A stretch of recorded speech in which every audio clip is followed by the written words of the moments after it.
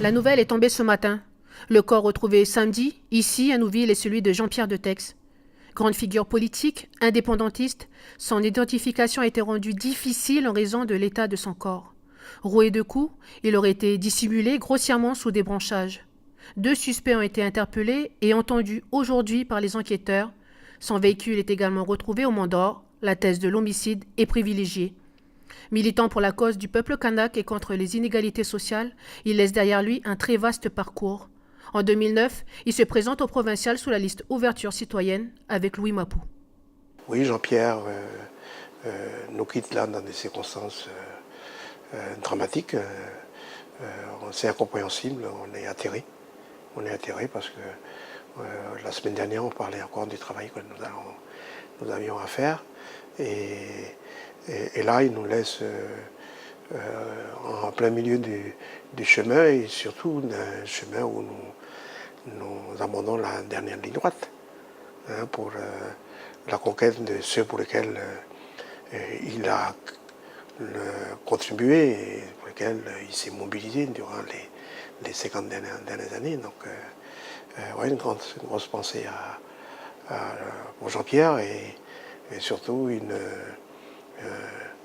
toute notre reconnaissance pour le travail qu'il a fait en Nouvelle-Calédonie, lui qui vient de métropole et qui a fait cause. On demande que la justice fasse son travail jusqu'au bout, qu'on détermine les responsabilités dans cette affaire. Il y a trop d'affaires en Nouvelle-Calédonie de ce type, trop d'assassinats, qui sont restés aujourd'hui sans réponse, puisque beaucoup de responsables politiques sont partis et on est toujours en attente des résultats des enquêtes judiciaires. Bonjour Vanessa. Bonjour Thierry. Ça va? Très bien. Donc Vanessa, comme prévu, on va commencer par équiper cette partie de la garderie. Avec la glow stick. Tu vas mettre ici aujourd'hui? Aujourd'hui, oui, je vais faire ce morceau. La glow stick, c'est ce filtre novateur. Il empêche la prolifération de gîtes larvaires de moustiques dans les gouttières. Cette garderie fait partie des 20 premières villas calédoniennes à s'en équiper. Alors la glow stick, son intérêt, c'est faire une barrière physique pour empêcher le moustique d'aller pondre. L'eau traverse totalement la glow stick. Il n'y a aucune stagnation au-dessus de la glow stick. Et l'eau qui est dessous n'est pas accessible par le moustique.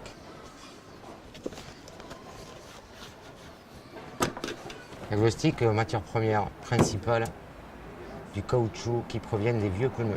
On a profité d'un matériau en fin de vie pour en fabriquer un nouveau et qui a une destination tout à fait nouvelle également. Le système inventé par Thierry est garanti 10 ans. Un soulagement pour Vanessa, la responsable de la garderie.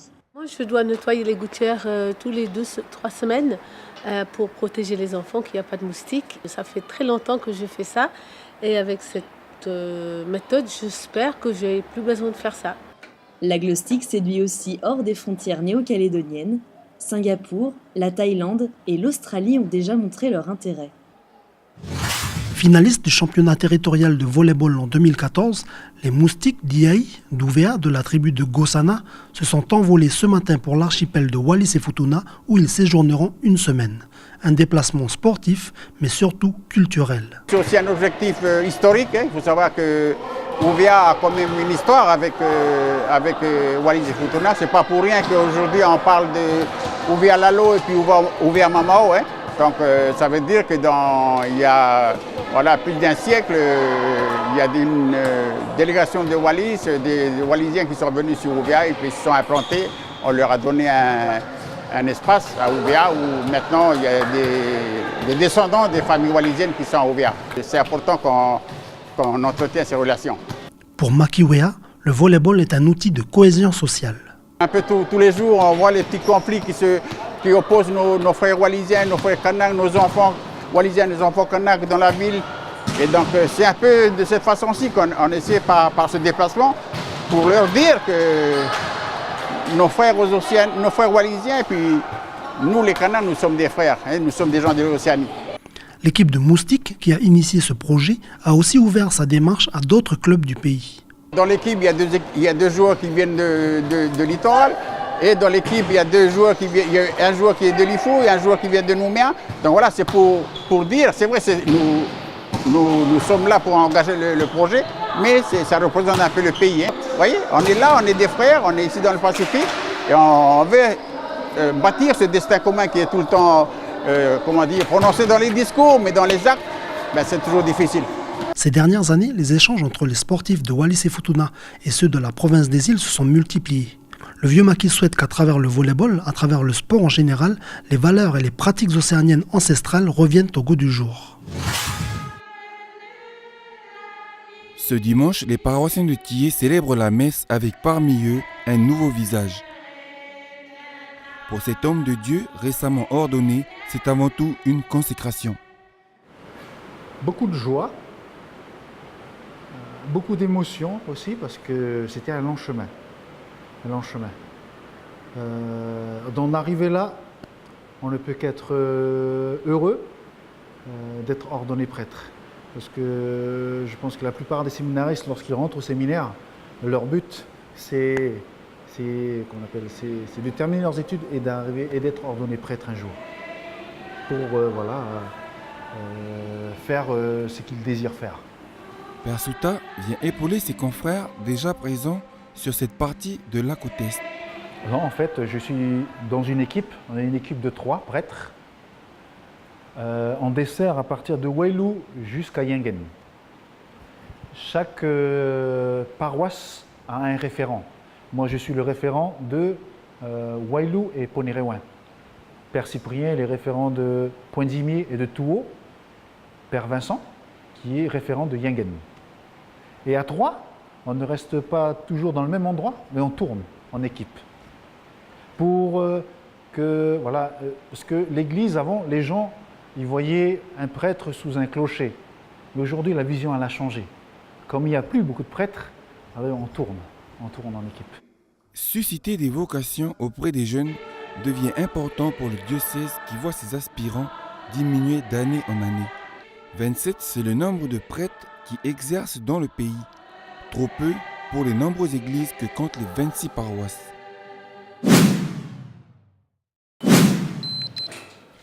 Pour Youssef, expatrié marocain à l'usine depuis plus de 2 ans, le ramadan a commencé.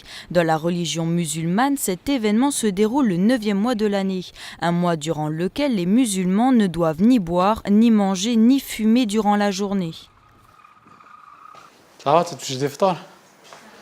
Je vais aller chercher de la viande et je reviens vite. Ça marche? Allez, à toutes.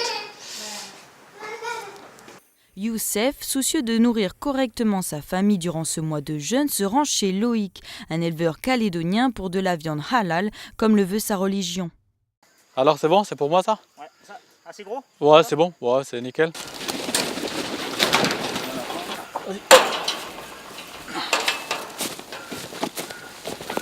Pour être une viande halal, il faut citer 3 choses. Il y a 3 points à relever, essentiels.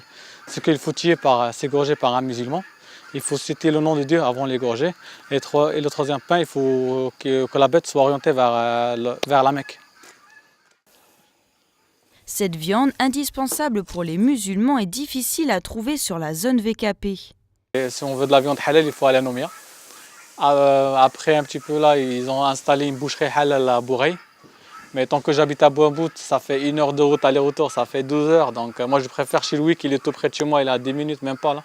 Et après il est bien serviable, il découpe la viande qu'on veut, comme on veut là. Tu vois. Ça va faire 1 année que je fais le halal quoi. C'est une clientèle comme une autre. Hein. Donc voilà, c'est pour ça que je le fais, c'est tout. Ok, merci pour tout. À demain. Allez. Youssef retourne chez lui avant la tombée de la nuit. Pour lui et sa famille, c'est le 3e ramadan passé en Nouvelle-Calédonie. Une journée qui se termine autour d'un bon repas, l'occasion de partager et de se retrouver avant le jeûne du lendemain. Je souhaite un très très bon ramadan pour tout le monde, pour tous les musulmans en Nouvelle-Calédonie, soit à nos familles au Maroc. Là. Voilà. Voilà, c'est là que tout a commencé. 24 septembre 1985. C'est ici que la radio Djido émet pour la première fois sur les ondes du pays. Pendant plus de 20 ans, la station de radio indépendantiste occupe cette villa, habitée auparavant par Jean-Pierre Detexte et sa famille. À partir de cet endroit-là, en fait, c'était déterminant, quoi. Parce que s'il n'y avait pas ce site, on aurait eu plus de difficultés à diffuser le point de vue kanak dans l'espace public. Donc il a fallu que quelqu'un cède quelque part un endroit et ça a été lui qui a cédé, quoi. On est compte, il y avait sa famille ici. Jean-Pierre Detexte est parmi les fondateurs clés de la radio, mais durant 6 mois, il se mettra également derrière les manettes de Djido. Ça, c'est l'affaire de Tiendanit, des 10 de Yengen. Et lui, ça, c'est l'affaire Lucien Georges. L'affaire Lucien Georges, c'est des affaires dans lesquelles le mouvement indépendantiste a été impliqué. L'affaire Sangarné. Qu'est-ce que Jean-Pierre Detexte... Jean-Pierre, en fait, il suivait les procès au tribunal. Et il suivait les procès au tribunal et tous les jours, quand il pouvait, alors je ne sais plus si c'est tous les jours, il venait faire un rendu de la journée au tribunal sur l'antenne de la radio. En 2006, la radio déménage à la vallée du Tiers. Jean-Pierre Detexte est l'un des invités privilégiés de cette inauguration. Engagé dans d'autres actions politiques et associatives, il reste un interlocuteur important pour la radio. Depuis l'annonce de son meurtre, les hommages d'internautes calédoniens ou de personnalités politiques ne cessent de se multiplier. Jean-Pierre Detexte laisse derrière lui un patrimoine culturel inestimable. Chaque jour, des millions de tonnes de déchets finissent dans nos océans, provoquant la mort de nombreuses espèces d'animaux marins. Pour tenter de freiner cette situation, les Nations Unies ont déclaré la journée du 8 juin, Journée mondiale des océans. C'est dans cette dynamique que l'Aquarium des Lagons de la Nouvelle-Calédonie a mené aujourd'hui différentes actions. Le but de l'opération aujourd'hui, c'est vraiment de sensibiliser le public calédonien à la problématique des déchets. Donc pour ça, on a mis en place plusieurs opérations. La plus marquante et la plus engageante en fait, pour les Calédoniens, c'est de les inciter à venir à l'aquarium avec leurs déchets. Donc s'ils se présentent avec 5 déchets recyclables, parmi lesquels du plastique ou de l'aluminium ou des canettes en verre, en fait, on va leur offrir l'entrée. Donc ça, c'est vraiment quelque chose pour inciter les gens à se débarrasser de leurs déchets, mais de manière écologique. Il faut que tout le monde fasse attention à ça et que tout le monde soit impliqué pour que les choses prennent place et que ça soit un peu plus ancré dès le plus jeune âge, en effet. Des ateliers pédagogiques étaient aussi proposés. Avec ce genre d'atelier qui en fait illustre le temps de dégradation des déchets, on va notamment apprendre qu'une simple couche culotte, ça met quand même 450 ans à se dégrader et qu'une bouteille en verre, ça peut mettre de 1000 à 4000 ans. Donc en fait, avec cet atelier, on va montrer aux plus jeunes comme aux adultes le temps de dégradation de chaque déchet pour leur faire vraiment prendre conscience qu'il est impératif de ne pas jeter ces déchets dans la nature. Nos océans sont donc devenus des immenses dépotoirs à ciel ouvert. La faune marine est la première à en subir les conséquences. Et donc, pour faire passer le message, les techniciens de l'aquarium ont prévu une relâchée de bébés requins. Ce sont des petits requins léopards qui sont nés à l'aquarium, en fait. Des œufs qui ont été récoltés dans la baie des Citrons et qui nous ont été en fait, découvertes par des nageuses de la BD. Donc depuis quelques années, en fait, nous récoltons des œufs que nous faisons éclore donc, à l'aquarium. C'est un moyen, bien sûr, de sensibiliser le public à la sauvegarde des animaux. Donc, ce sont des petits animaux qu'on rencontre très très rarement dans le milieu, surtout à cet âge-là, qui est un âge au fait, où ils sont très très on va dire, fragiles. L'opération a connu un franc succès. Plus que moins d'1 heure après l'ouverture de ses portes, l'aquarium avait déjà enregistré plus de 200 entrées et récolté des milliers de déchets. Didier, technicien de l'OPT, l'Office des postes et télécommunications, installe l'antenne qui permettra désormais aux habitants de cette maison du col des Citrons, une zone retirée de Poya, d'accéder rapidement et facilement au réseau Internet. Le NaviWeb, c'est une solution apportée par l'OPT pour desservir la téléphonie rurale dans des zones isolées. Ça répond à la mission de service public et en même temps de pouvoir desservir à toute la population calédonienne le service internet et de téléphonie. Il y a un boîtier qu'on utilise, c'est un boîtier qui sert en même temps d'interface radio et de modem. Ce boîtier est relié à l'antenne qui capte le réseau par ondes hertziennes. On va mettre en place l'équipement qui va permettre de cet équipement qui contient la carte réseau, va permettre de faire l'internet et le téléphone. Pour Eliane, le NaviWeb a complètement changé ses habitudes. Avoir internet à la maison lui évite de faire les grands déplacements. Ça a beaucoup changé mon habitude d'aller me déplacer tout le temps, aller sur Bourail ou aller sur Moindou. Et c'est facile pour moi maintenant d'envoyer par mail des courriers et voilà, de pouvoir rédiger mes courriers. Rédiger ses courriers et les envoyer directement d'une zone retirée, c'est possible. Avec un forfait de 4 410 francs par mois pour 4 mégabits seconde en ce qui concerne le NaviWeb HD+, ou 11 340 francs pour le NaviWeb HD+ Pro. La routine détruit tout. Il détruit surtout les couples. Ce qui se passe, c'est ça. C'est que la routine. Alors, première année de vie, je t'aime. Le mari va sous la douche. Chérie, je peux avoir mon tricot? Oui, ma chérie, oui. Je peux avoir mon slip? Mais bien sûr.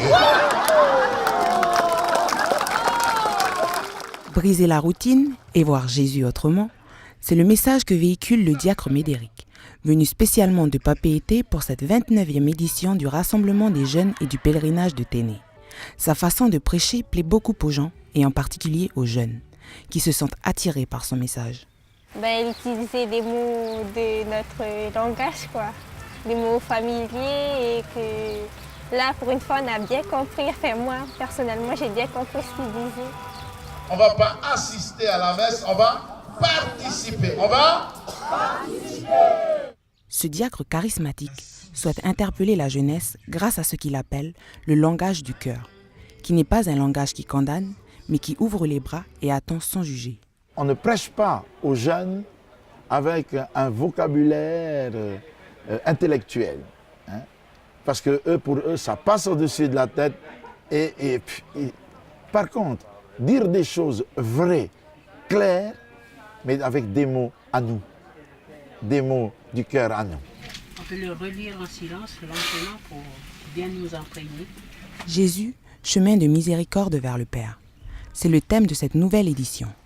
Le comité organisateur a décidé d'innover cette année. Les jeunes ne travaillent plus avec les livrets, mais chaque jour, ils étudient et analysent un mot du thème, à travers des textes et des chants.